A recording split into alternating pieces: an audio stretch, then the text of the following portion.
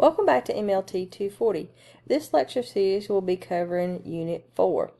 This first lecture for today will be covering yeast.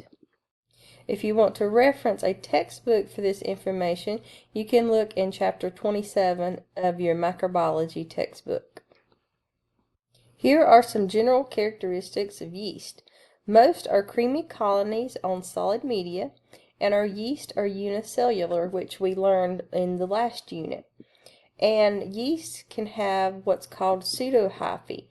So pseudohyphae looks like hyphae, but these are chains of cells connected together that looks like a branch structure. So these are not true hyphae like we've been looking at in our mycology unit in Unit 3. Often yeast are normal flora, but they can be opportunistic. Normal flora yeast can be found in the oropharyngeal, the nasopharynx, or the intestines of humans. Yeast are the most commonly isolated type of fungi, and molds and yeast are very different morphologically. Molds are multicellular with hyphae, and yeast are single cells that reproduce by budding. Some more general characteristics of our yeast. For reproduction, you can have asexual and sexual. For asexual, it's yeast-like fungi, and you have blastoconidia, which is our budding yeast, and some examples of that would be our pseudohyphae or elongated blastoconidia. So it almost looks like a chain of budding yeast, and arthroconidia would be another example. For sexual reproduction, that would be our true yeast, and our examples would be the ascospores. These would be our acid-fast species, and then the blastidiospores, and our example would be our Cryptococcus neoformans. Colony morphology for yeast. The appearance are very similar to bacterial colonies. They are moist and smooth in appearance. The texture is glabrous or waxy, and the colonies may be wrinkled. You may see filaments around the colonies. For the pigmentation, it usually ranges anywhere from creamy, white, tan. A few colonies may appear pink, and you rarely see orange. Yeast a lot of times can be confused with Staphylococcus aureus. Yeast grow well on Bappy plates or blood plates. They're catalase positive, coagulase negative. So yeast are very similar to Staphylococcus epididymis. And of course we can confirm our yeast species with a gram stain or lactophenol cotton blue. The identification methods for yeast are of course using different types of media, such as our SDA plate or Sabrose plate, and our blood plate. Or other types of media include the Tween 80, the cornmeal plate, or the Niagara birdseed plate, and the thistle plate. There's also the germ tube production procedure that we're going to see a little bit more on some upcoming slides, the exact procedure. But this test is often performed to isolate yeast, and this procedure causes a projection to come out of the side of the yeast or form out of the side of the yeast with certain manipulations done to the yeast. Also, you can use the urease test on your yeast samples, and depending on whether it's positive or negative, it can help determine the species of yeast. You can look for capsule production on your yeast, and that might cause you to think that it's a Cryptococcus species. You can also use pigmentation on the Niagara seed auger plate, and that Niagara seed auger plate is also referred to as the birdseed auger plate, and it's used a lot of times for our Cryptococcus species.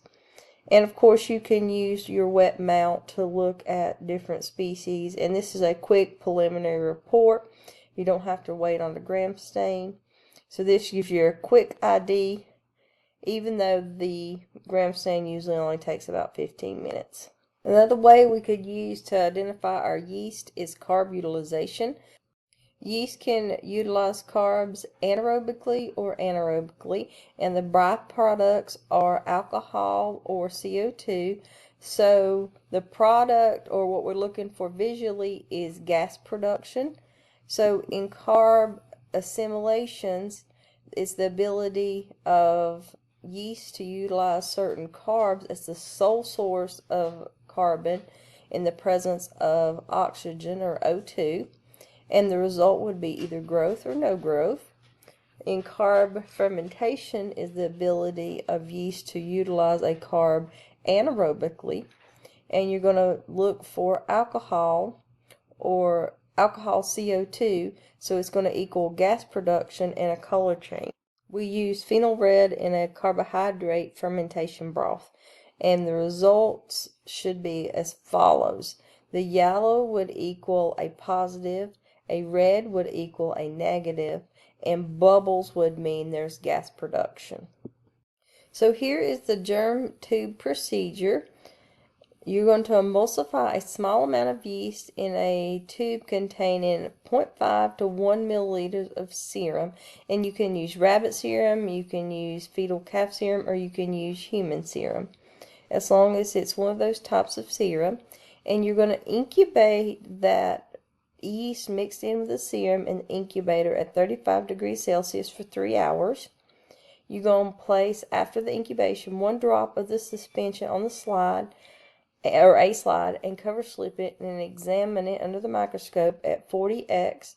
And you're going to look for a long tube-like projections, or the germ tubes, extending out from the yeast cells. And we're going to see what those germ tubes look like in just a minute on the next slide. So you do not want to confuse the germ tubes with pseudohyphae. The pseudohyphae is going to have constrictions at the point of attachment. So down here, you're going to have a comparison of what things you will see in a germ tube versus things you'll see in pseudohyphae. So the germ tubes will have parallel sides, they'll be non-septate, and there will be no constrictions at the point of attachment. The pseudohyphae may not necessarily be parallel, and I'll show you what I mean by that on the next slide when we see images. They may be septate, and they'll be constricted at the point of attachment, or sausage shaped. So here's some images of the germ tubes versus the pseudohyphae. So let's look at a germ tube first. So this would be considered no constriction, and this is the yeast, and this long thing that almost looks like a hyphae is the germ tube. No constrictions mean it's not pinched off looking up here at the attachment area. Where over here, this is not a germ tube, it's pinched off, and you can see it's kind of pinched off here. This is pseudohyphae. Parallel meaning the sides of the germ tube are parallel to one another. And the other characteristics, it's non-septate. So there's no divisions along this germ tube, where the pseudohyphae, you can see there's divisions along the pseudohyphae. So this would be the yeast, and this projection out from the side would be the germ tube. Alright, now let's look at some clinically significant yeast species. Candida albicans we've mentioned in Unit 3, but let's look a little bit more in depth at it. It is part of your normal flora, but it can cause thrush, which is a fungus growth in the mouth. It can cause white lesions on the tongue and the cheeks, and we'll see an image of what that looks like here in just a minute. It can cause vaginitis, meningitis, paronychia, which is an infection of the nails. If it's systemic, it can cause endocarditis. Candida albicans is most frequently recovered yeast, and it's the 4th most common cause of blood-borne infections in the U.S. As far as identification, macroscopically, if you're just looking at it with the naked eye, it has a creamy white colony at 36 degrees incubation. If you're looking at it under the scope, or microscopically, it has an oval egg shape and it has budding yeast, or it's a budding cell. It's germ tube positive, SAM positive, urease negative. It can have chlamydiospores on tween 80 and cornmeal agar. Produces ring pellicle in thioe, or it has a ring formation in the thioe broth. It can be confused with some other species, such as C. stellatoria, but you can differentiate with the SAM because C. stellatoria is negative and C. albicans is positive. Here is an image of thrush in the oral cavity caused by C. albicans. Here is the colonies of C. albicans on a blood plate. Next, for clinically significant yeast is Candida glabrata. It can cause UTIs or fungemia, which is yeast in the blood. It can be found in the lungs or various other tissues. It can cause endocarditis, meningitis, and vaginitis. It may account for about 20% of all urinary yeast isolates. It tends to be more aggressive in patients with comorbidities, meaning that they have conditions of 2 or more diseases at the same time. It can be inhibited on media by cyclohexamide.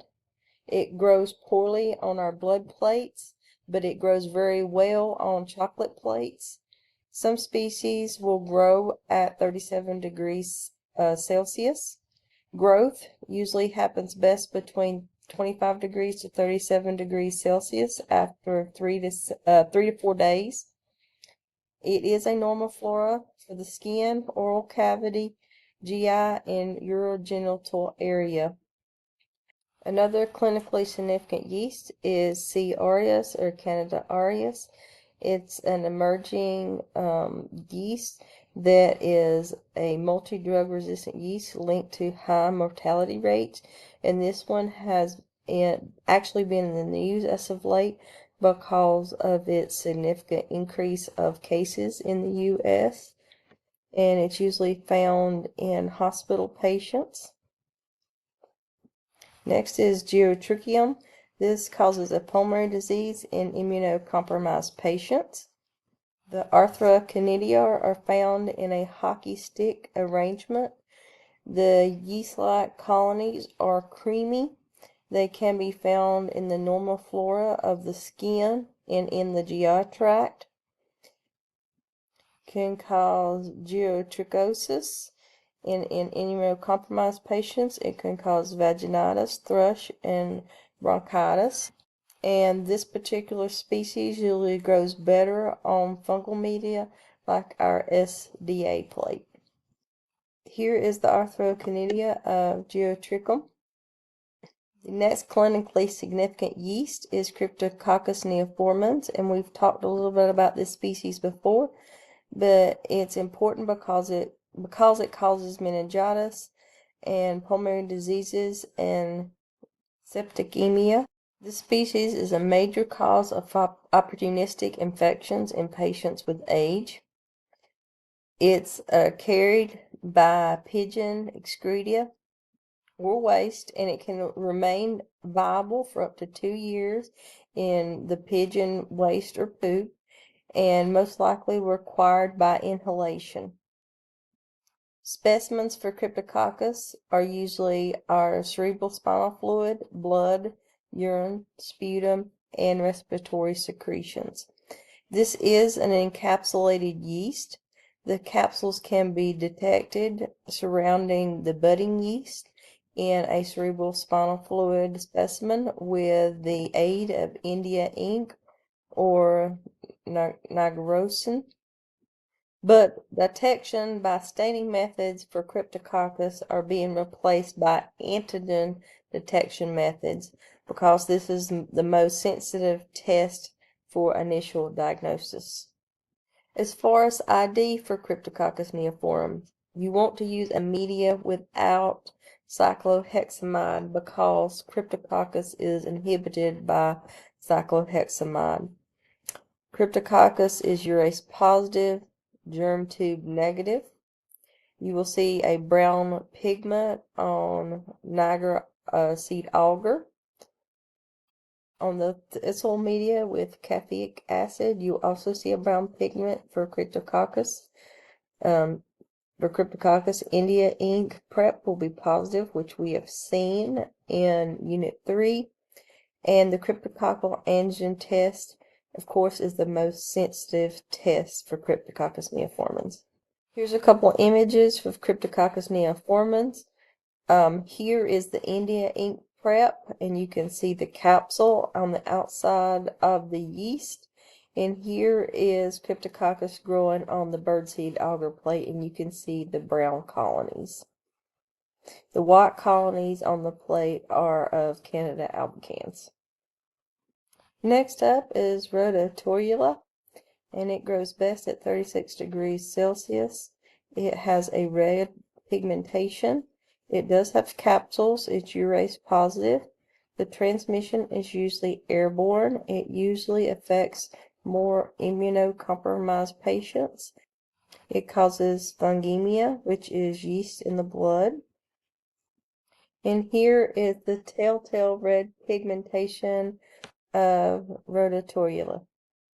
The last clinically significant yeast that we're going to talk about is Nemocystis or Nemocystis jiveckii. We talked about this one in the past because originally it was thought to be a parasite, but through nucleic acid testing or sequencing, it was showed to be more of a fungus. It causes interstitial plasma cell pneumonia, or PCP, in premature or malnourished infants.